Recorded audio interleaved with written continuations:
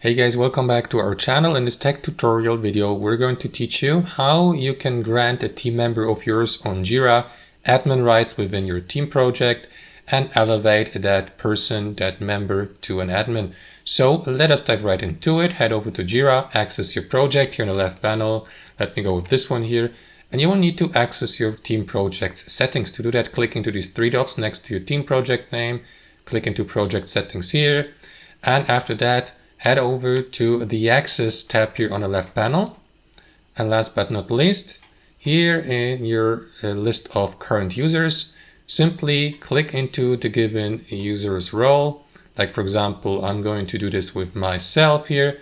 Of course, I can't make myself an admin again, but if your team member has the current role of a regular member, guys, you will be given the opportunity to elevate that user or team member to an admin and to give him or her admin rights. Simply select the checkbox next to the given role you would like to assign. Of course, you can always downgrade someone, for example, a team member from admin to member or from member to viewer, or create custom roles, but we're going to talk about that in a separate tutorial, how to do that.